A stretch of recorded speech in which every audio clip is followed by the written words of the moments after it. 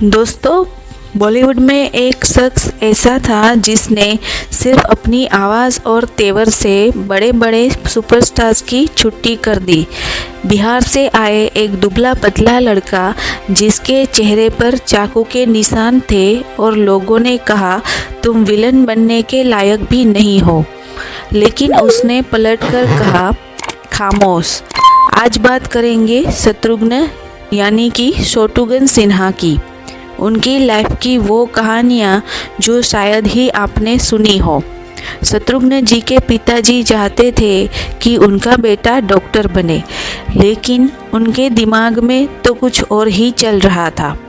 घर से भागकर वो पहुँचे FTII पुणे।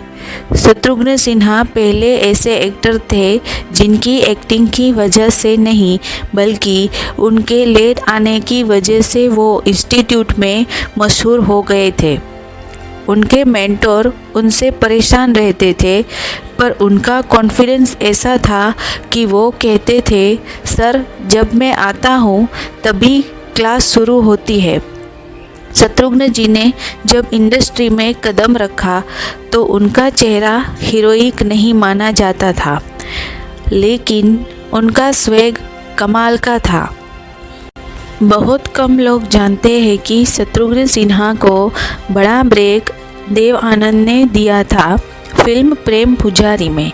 देव साहब उनके कॉन्फिडेंस से इतने इम्प्रेस थे कि उन्होंने कहा था तुम्हारा चेहरा अलग है, तुम्हारी आवाज़ भी अलग है, तुम लंबी रेस के घोड़े हो। खिलौना फिल्म में उनका रोल एक शराबी का था।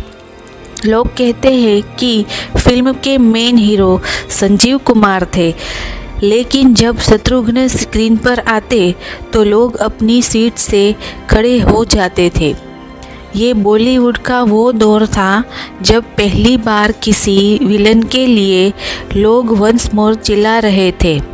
अमिताभ और शत्रुघ्न की दुश्मनी के किस्से मशहूर है, लेकिन इसके पीछे की फिल्मी वजह क्या थी? काला पत्थर के सीन। इस फिल्म के एक सीन में अमिताभ और शत्रुघ्न को लड़ना था।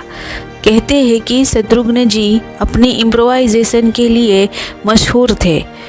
उन्होंने कुछ ऐसे लाइंस बोल दिए जो स्क्रिप्ट में ही नहीं थे, जिससे अमिताभ जी को थोड़ा अनकंफर्टेबल हो गया।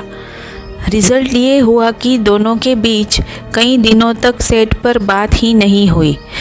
शोले फिल्म में गब्बर सिंह के रोल के लिए पहली पसंद शत्रुघ्न सिन्हा ही थे, लेकिन उन्होंने ये रोल ठुकरा दिया। बाद में उन्होंने माना कि ये उनकी लाइफ की सबसे बड़ी फिल्मी गलती थी। सोचिए अगर अमजद खान की जगह शत्रुघ्न सिन्हा कितने आदमी थे बोलते तो नज़ारा क्या होता। शत्रुघ्न जी के लेट आने के किस्से तो सबने सुने ही है, लेकिन उसके पीछे की एक एक्टर का दिमाग था। एक बार बड़े प्रोड्यूसर्स ने उनसे पूछा शत्रु तुम हमेशा 4 घंटे लेट क्यों आते हो? शत्रु जी ने बड़े आराम से जवाब दिया मैं लेट इसीलिए आता हूँ ताकि जब मैं पहुँचूँ तो लाइट कैमरा और सब कुछ सेट हो और मैं आते ही शॉट दे सकूँ। मैं वक्त बर्बाद नहीं करता, मैं वक्त का इंतज़ार करता हूँ। वो सेट पर बहुत बातें करते थे। एक दिन डायरेक्टर ने गुस्से में कहा शत्रु खामोश हो जाओ। उन्हें ये वर्ड इतना पसंद आया कि उन्होंने इसे अपनी फिल्म बदला में यूज़ किया और वो इतिहास बन गया। डायरेक्टर सुभाष घाई और शत्रुघ्न सिन्हा बहुत गहरे दोस्त थे, लेकिन फिल्म कालीचरण के वक्त दोनों में ऐसी लड़ाई हुई कि सुभाष घाई ने कहा मैं ये फिल्म नहीं बनाऊंगा, लेकिन शत्रुघ्न जी ने उन्हें मनाया और फिल्म बन गई। रिज़ल्ट ये आया कि फिल्म ब्लॉकबस्टर रही और शत्रुघ्न सिन्हा एक सुपरस्टार बन गए। ये बात बहुत कम लोग जानते हैं कि शोले में गब्बर सिंह के रोल के लिए पहले शत्रुघ्न सिन्हा को ही अप्रोच किया गया था, लेकिन उन्होंने मना कर दिया था क्योंकि वो उस वक्त बहुत बिजी थे। बाद में उन्हें इस बात का अफसोस भी हुआ, लेकिन अमजद खान ने उस रोल को अमर कर दिया। शत्रुघ्न जी ने जब पॉलिटिक्स में कदम रखा तो लोगों ने कहा कि एक्टर कामयाब नहीं होते, लेकिन उन्होंने बिहारी बाबू का नारा लगाया और लोगों के दिलों में ऐसी जगह बनाई कि वो यूनियन मिनिस्टर तक बन गए।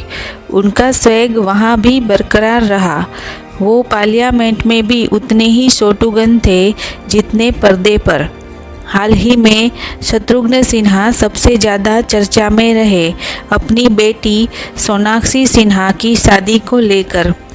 ज़हीर इकबाल के साथ इस शादी ने इंटरनेट पर कई सवाल खड़े कर दिए, लेकिन एक मजबूत पिता की तरह उन्होंने हर अफवाद पर खामोश की मोहर लगा दी। उन्होंने साफ कर दिया कि उनकी खुशी उनके बच्चों की खुशी में है। वक्त बदला और पार्टी भी बदली, यहाँ तक कि फिल्मों का दौर भी बदल गया, लेकिन नहीं बदला तो शत्रुघ्न सिन्हा का वो रुतबा। क्या आपको लगता है कि शोटुगन को एक बार फिर बड़े पर्दे पर वापसी करनी चाहिए?